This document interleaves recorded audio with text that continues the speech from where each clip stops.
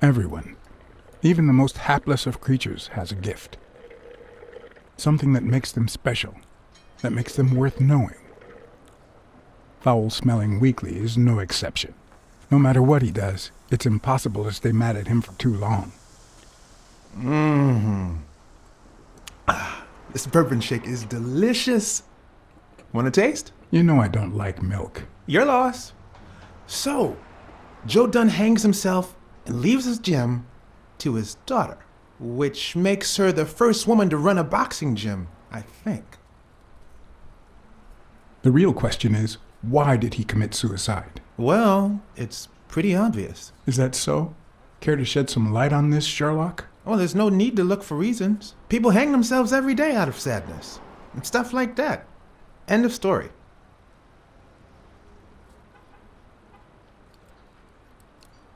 Everyone knows that Jim had some serious money issues.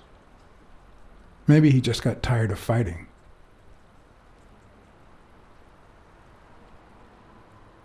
Well, it doesn't really matter. It's just a hunch. I wouldn't bet my life on it. I've got other suspects, like O'Leary, the bookmaker. Desmond O'Leary? The same O'Leary who used to date Helen Moore? America's sweetheart? Now that's a woman. And then there's the Walrus. Who was that guy? Come on. You've never heard of Frank Cassidy? The president of the Boxing Managers Association? Who's also Stone's agent, Bobby Yale's rival. He might know why Dunn killed himself, right? I decided to ask Weekly to investigate Cassidy. My reasons?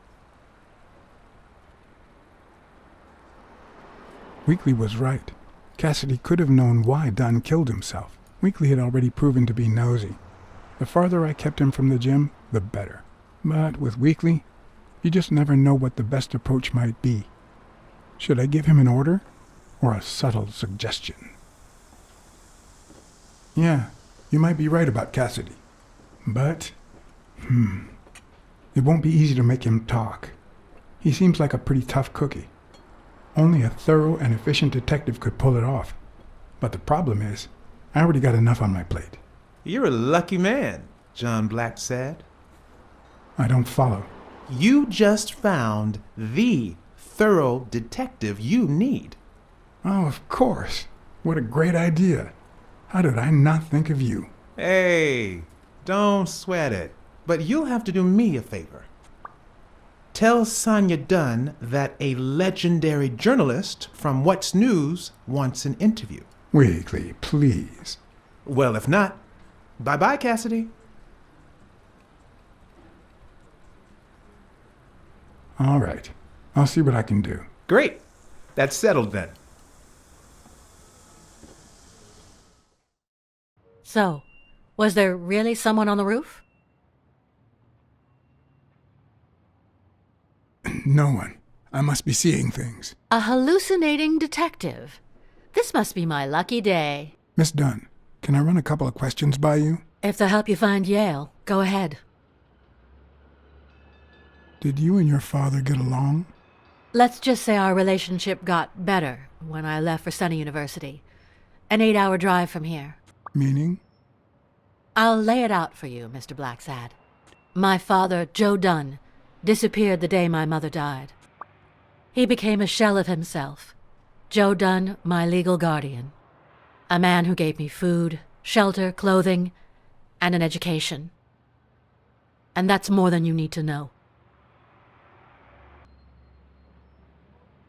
What's in those papers you're going through? Red tape. Great. If you find something, please let me know. I thought you were the detective. You do your job, and I'll do mine. What can you tell me about Jake? I thought you were friends. Guess I was wrong. He and my father were friends, so don't go down that road. I saw you arguing with a guy named Cassidy. What did he want? Remember the fight that needs to take place in order to save this gym? Well, Cassidy manages Yale's rival, Stone, the reigning champion. If Bobby doesn't show up, he'll lose money. Maybe not a lot, but enough to care. Did you find anything interesting in those papers? No. Investigation work takes time, as I'm sure you know.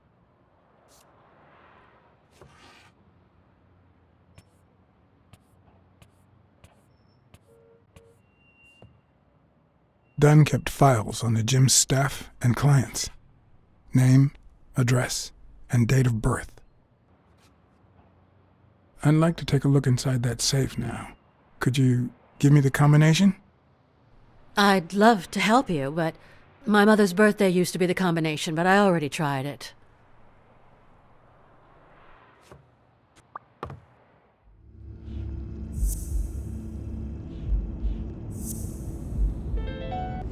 Okay. Mary put the wedding ring in the envelope and wrote Sonia Dunn on it. But why did she have the ring in the first place?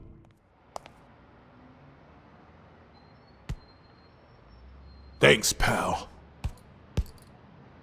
So, what else can you tell me about Dunn's death? Well, not much.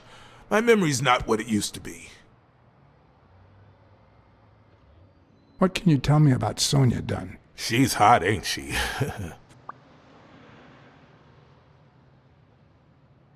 It seems like her father's death didn't really upset her. Well, she likes to play it cool, which makes her really hot.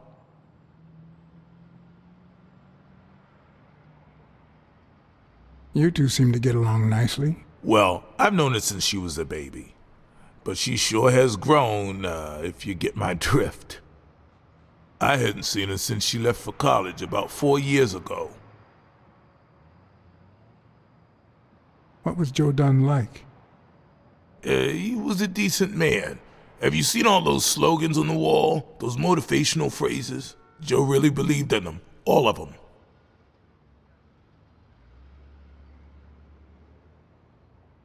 Joe Dunn or Joey Dunn? Huh? Nobody called him Joey. Well, maybe his wife. Although, she didn't call him anything after she died.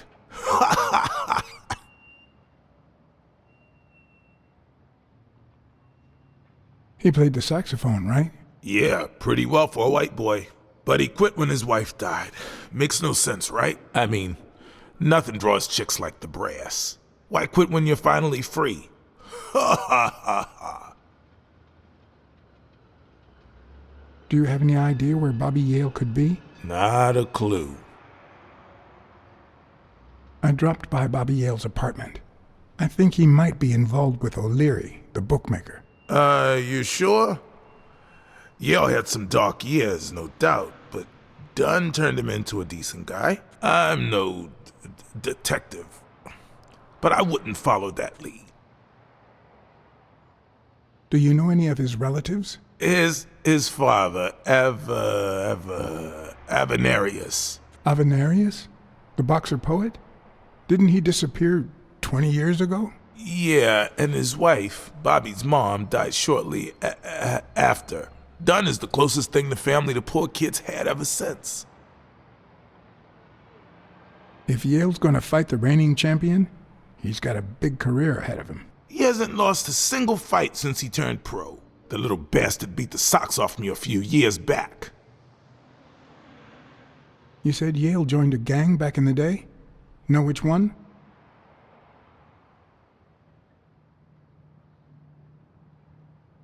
Hell, I don't know, John. This is New York City. There are more gangs than people. Dunn wasn't black, but he allowed you and Bobby Yale to train here. Yeah, this was the first integrated gym in the city, I think. I better let you get back to your drills. All right.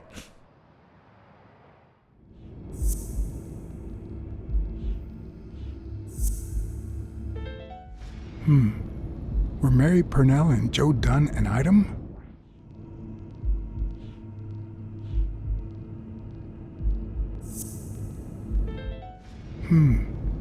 What if Mary's birthday is the combination to the safe?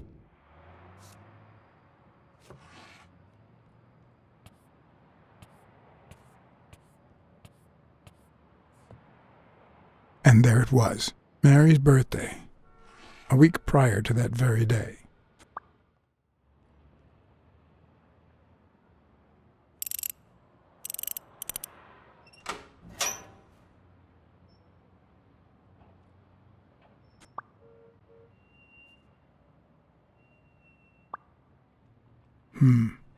I never would have taken Dunn for a gun owner.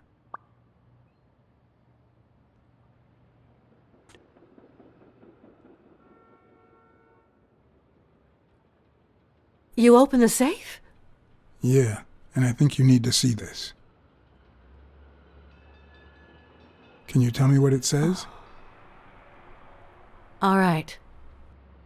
I think this might be useful for the investigation, Mr. Detective. He left everything to me, except some boxing trophies and knickknacks that'll go to Bobby Yale. Do you think Bobby Yale read it before he disappeared? Maybe. Congratulations. You're one lucky lady. I'll pretend I didn't hear that. When was it signed? It was written 4 years ago, just weeks after I moved to Buffalo. All right. Thanks. You see, I've got this friend. He's a journalist, and, the thing is, well, he would like to interview you. Why? A woman running a boxing gym? That's quite the story. And how did this friend of yours find out, exactly?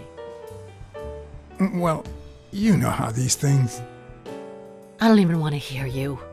I just hope you prove your professional worth before the day is over.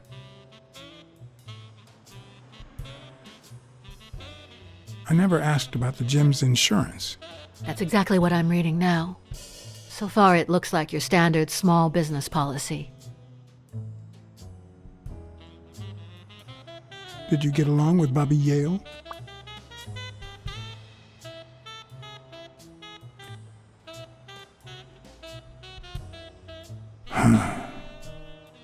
Okay. Forget it. I wouldn't give a damn about him if it weren't for this stupid gym his stupid fight is supposed to save. Happy?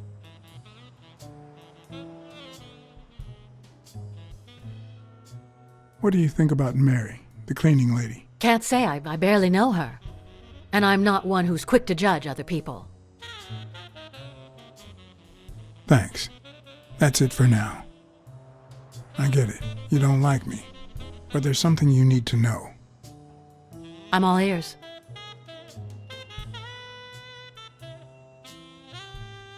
Rest assured, I'll find Bobby Yale. Duly noted, Mr. Blacksad.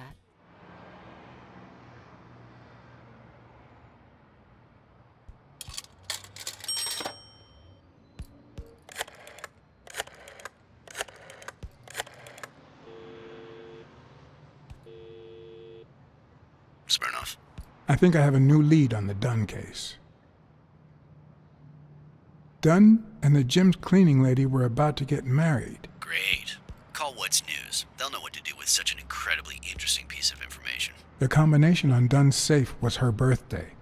He even gave her a ring. You know, your typical suicidal bliss. Okay, I'm still not convinced, but I might have something for you.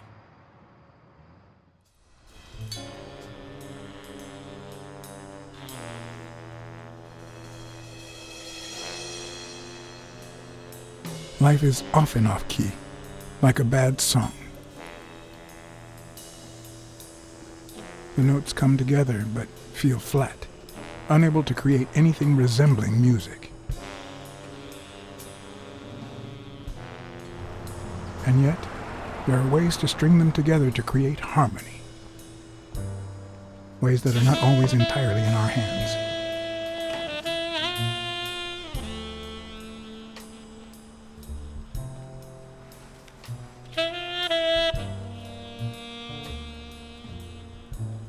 You look tired, John. I was born tired. I'm used to it. You're not the only one. Yep, I'm beat. I'm starving. Just got back from the annual police medical. Not only did I have to fast, but I also had to chug 2 enormous glasses of water. John, you alright? I'm always all right. Yep, that's the problem with us men. The thing is, I'd love to help you out with this case, but I can't. You know I work for the state of New York. If I had any information, I couldn't share it with a private eye. Even if it was lying on top of this table. You said you were starving. Why don't you go to the counter and order something? Yeah, sure, good idea. If you'll excuse me.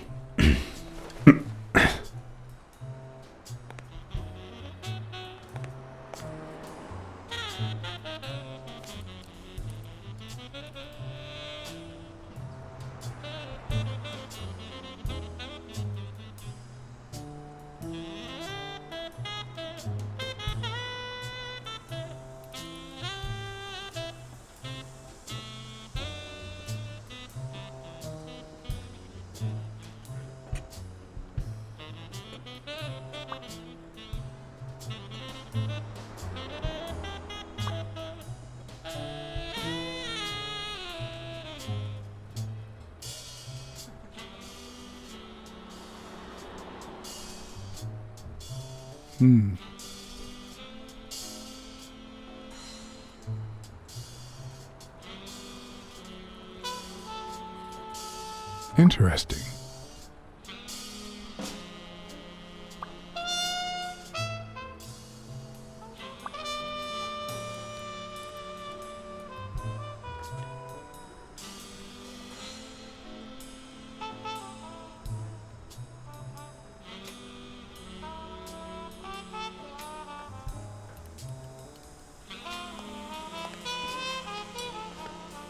Now that I think of it, I better eat at home. It's healthier. Thanks. Truth is, John, it all seemed clear to me before, but now? Please, promise me you won't take the law into your own hands. I'd like to think we're not just vigilantes. Sure, you can trust me. I give you my word. All right. In any case, keep me posted, will you? Sure, you can count on it. Take care, John. As always, Smirnov had given me new, potentially relevant information. Not to mention second thoughts. When an old dog like him gets that serious, one must be prepared to bite.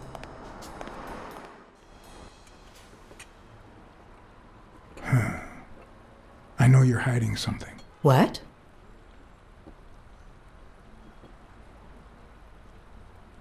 Happy birthday. I just found out it was a week ago. Oh, thanks. You're welcome. I'm sure you received wonderful presents. For example, your date of birth used as the combination for Dunn's safe.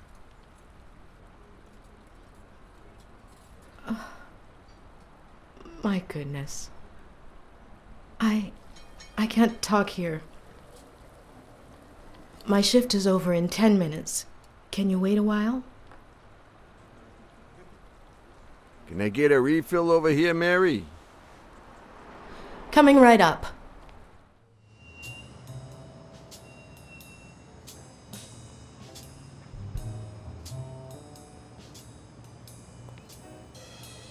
Mary Purnell, the angel Joe Dunn found in his golden years.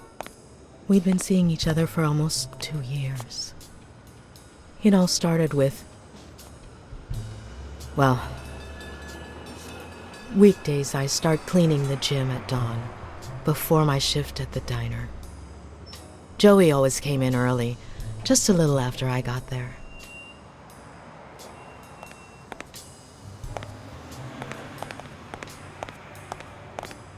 He used to say it was the best time for the worst task of the day. Oh, I know exactly what he meant. Say no more. Paperwork. He really hated it. One morning, he saw me crying. I was having a rough day and...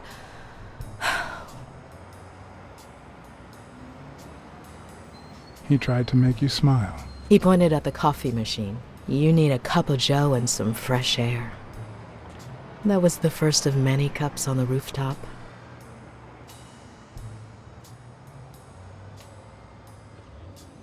Which is where you seduced him. I'm a decent woman, Mr. Blacksad. You might be too young to understand this, but real love has little to do with seduction. One day, we realized those rooftop coffees were the best part of our day. So we began to spend more time together. But you never told anyone. Why did you keep it secret? For Sonia's sake. She and Joey drifted apart after her mother's death. He was afraid that our relationship would only make matters worse. Until one day, on the rooftop, we realized just how serious our relationship was. And we decided to turn those moments into a lifetime. So he asked you to marry him? Yes, of course. He gave me the wedding ring and we decided to tell the world. He said he needed to share that happiness with his little girl. Turns out, he wasn't that happy after all. What about Yale?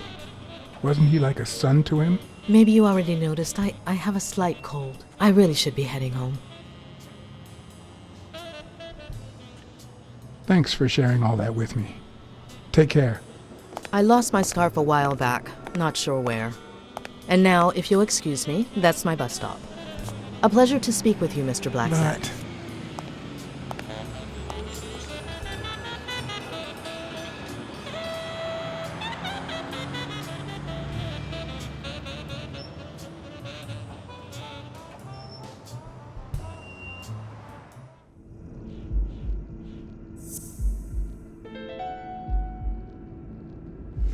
all right. Dunn punched a paint can. But why? Wasn't he calm and composed?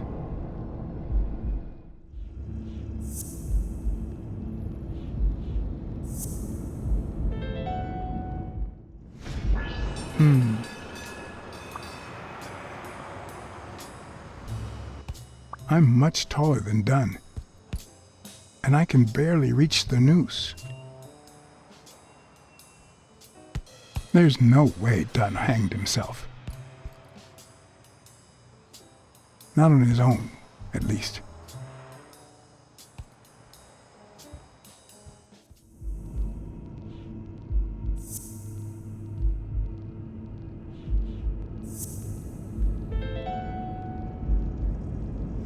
Wow. It looks like it wasn't the rope that suffocated Dunn. It was the chest expander.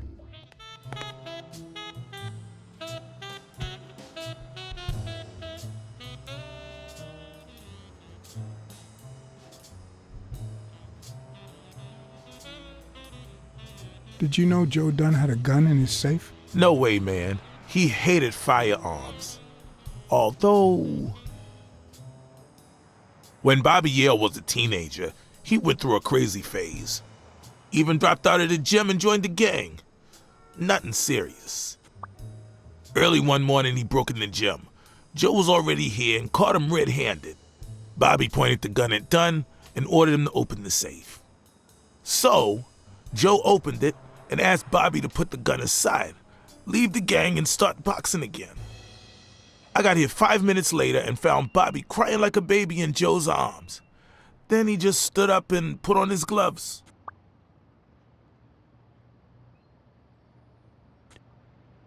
I found an empty wine bottle on the rooftop. Did Joe Dunn drink? Only for a while, back when his wife died. But eventually he quit. After that, he'd only drink on special occasions.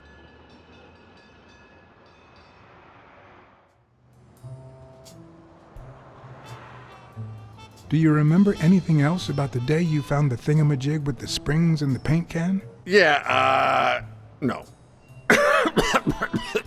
Wait, yeah. Well, no. Now that I think of it, no. Hey, pal, how about thanking a good-looking goat with a cigarette?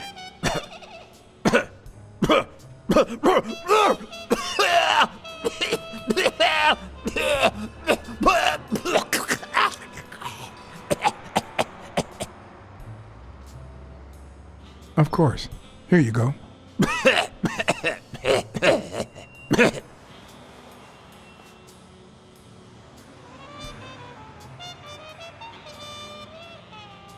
Yeah, you think you're not responsible for my pathetic state? Think you're not to blame?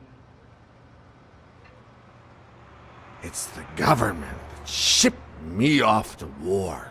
They shipped me off too. Oh, right. So then you know what it's like to kill too. Well, then another sad hobo shouldn't be a problem for you, Professor. Yeah, I killed people. And yet, you don't want to help me die. Wait, but that's not what I wanted to say. Oh, well, you know we goats tend to jump from one thing to another. The government paid for everything. Army fatigues, rations, weapons, lodging and hookers, drugs. Do you know where that money comes from? Taxes! Your taxes, my dear friend. You help them cut my legs. they declare war every chance they get, so that the weapon industry that finances their campaigns gets richer and richer and richer. And that's how we finance their wars. So the slightest connection with corruption turns us into accomplices. Unless one manages to keep at arm's length. That is what I did, my loyal disciple, at the Million-Star Hotel. So, do like your master, the great. Hey, what's your name? You never told me.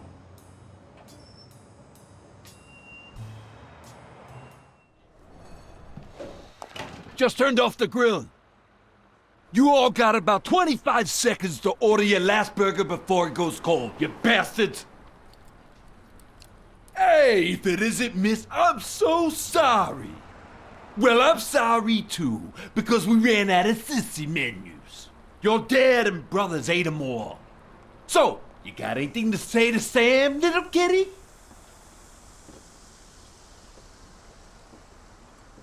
You see this fist? I used it to knock down a rhinoceros today. But you know what? I've got another one right here, and it's jealous of its twin.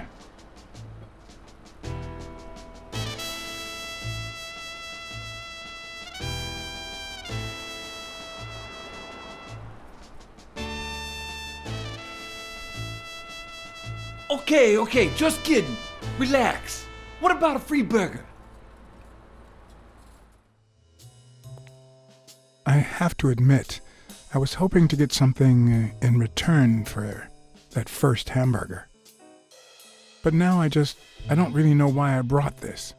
The cynics would say I did it all out of selfishness, just to feel better about myself. Who cares?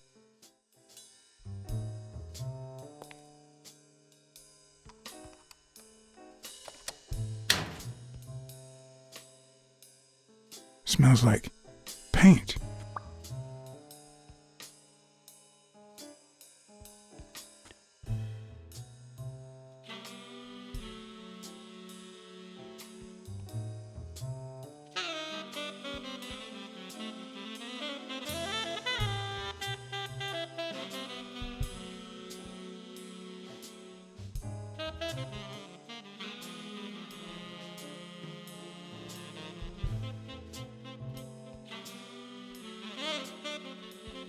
Bastards. The proud South.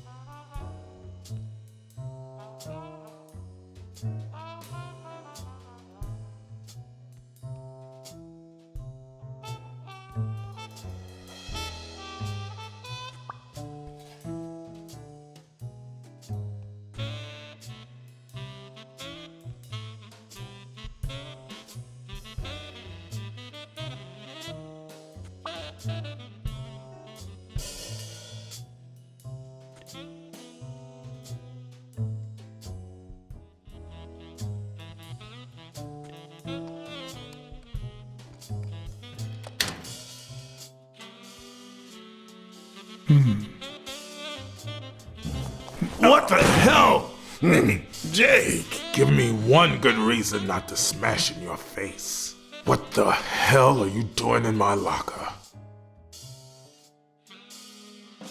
I'm a detective. That's what I do. Yeah, and my friend too. But that's what I thought. Get off me. Sometimes, John, I could just punch you.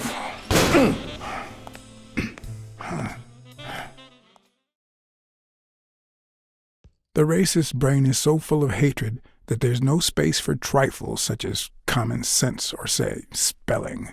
But this most cultured writer spotted the error and attempted to correct it. Not sure what to make of the outcome.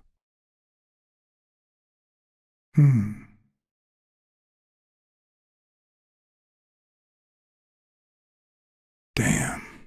I'd forgotten that Jake used to work for Natalia. This proves I was right. It's too soon to move on.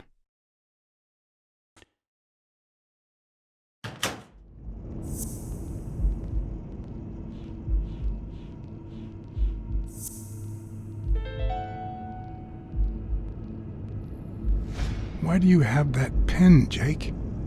What mess are you in?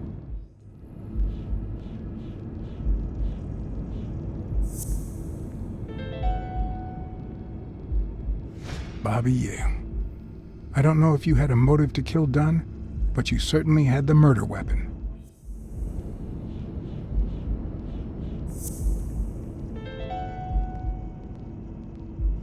Arthur Tucker painted the racial slur on Yale's locker. Okay, Jake. I told you. Desmond O'Leary. Huh? I know you work for him. Now you're just making stuff up. Why would you say that?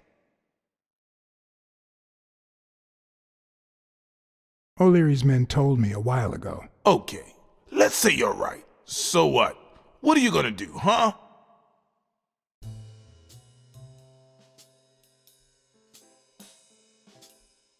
I'm a detective.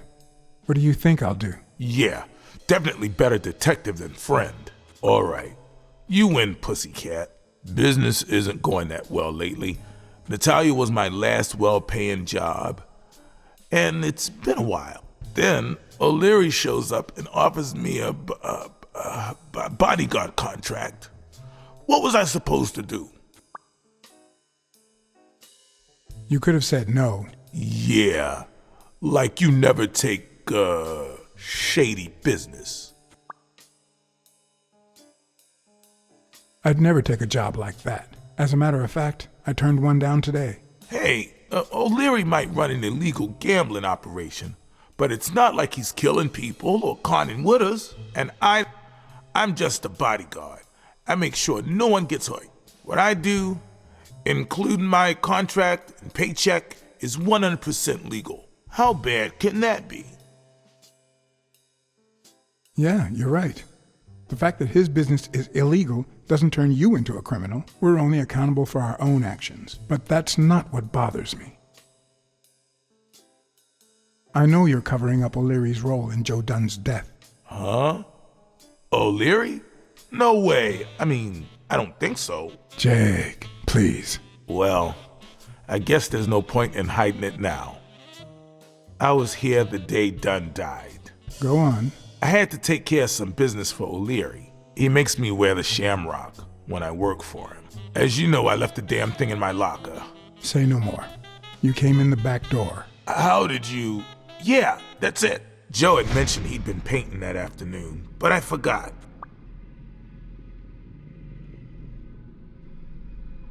I stopped in my tracks when I saw him screaming bloody murder at Bobby Yale at the top of the scaffold. What exactly was he saying? Something like, if you do that, I'll call off the fight and make sure you never set foot in this gym again.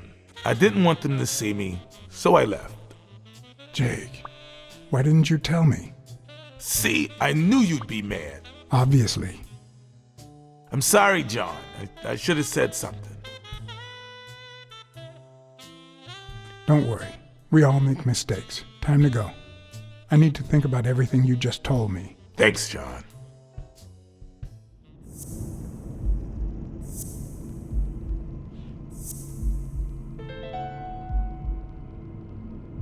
Dunn must have punched the can while he was arguing with Yale. I guess that explains why he'd threatened to call the fight off.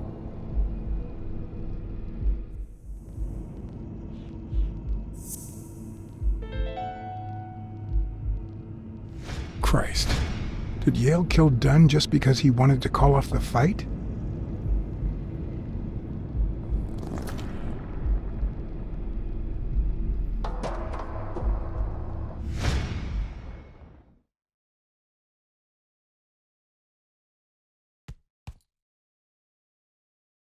I always knew Bobby had issues.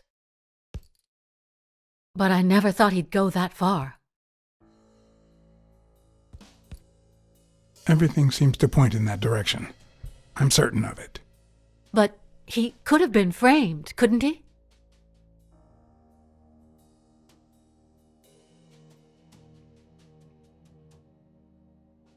In any case, that doesn't change a thing. It does, actually. Now we know he didn't kill himself. My father's still dead, and you still haven't found Bobby Yale. Nothing has changed. Opening the safe and finding my father's will won't help us achieve anything. So please hurry. Time's wasting.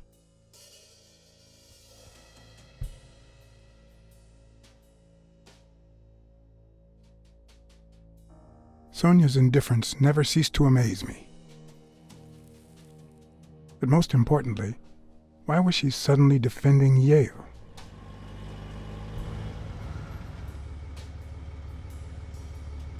John Blacksad? I think I owe you an apology.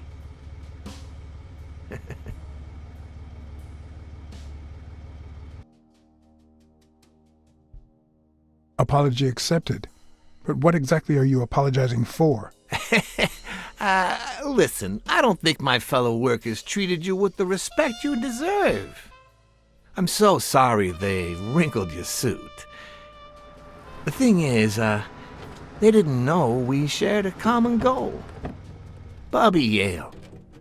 I want to find him and get to the bottom of this as much as you do, Mr. Blacksad. So please, kindly accept my invitation. Why not share our findings? Come on.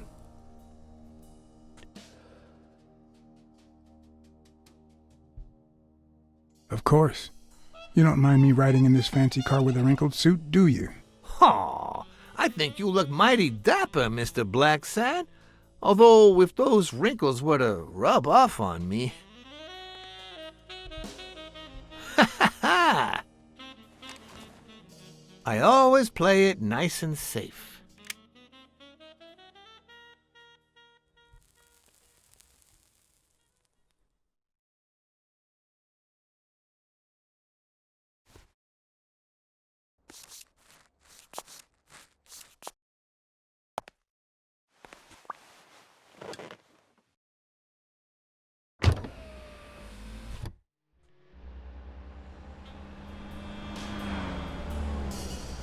Thank you, Blacksad. You won't regret this. So let's cut to the chase. I need Bobby Yale to fight Stone. There's just too much money at stake. So, I'm offering you my help to find Yale. Let's work together. What kind of help do you need? A simple exchange of information. You're a good detective, and I, well, let's just say I have my own ways of making people talk. I think I'll have to pass this time. Why? What? Do my own ways scare you? Please, hear me out. Let's say I bet a beer that we find Yale in 3 days, and you bet a beer that we don't. In 3 days, one of us has to buy the other a beer. Is that so bad? We're simply 2 grown men using our money and free will to conduct a small private exchange. And most importantly, we're not hurting anyone. So, yeah, I run a gambling business. What's so bad about that?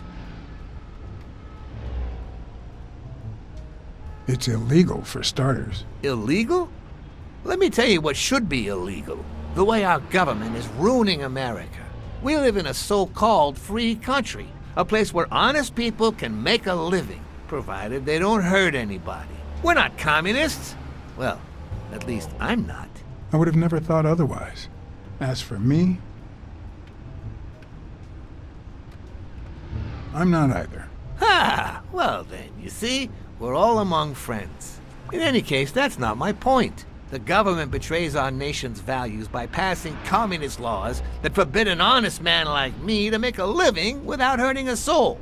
And that, Mr. Blacksad, is just wrong. I'd even say it's unconstitutional. Do you get my point now? Okay, but that doesn't justify what you do for a living. Oh boy. Did you hear anything I just said? Anyway, when the government passes these laws, there's only one legitimate weapon the people can wield. The same weapon that turned America into a great nation. Civil disobedience. So, as the proud American that I am, it's my duty to disobey.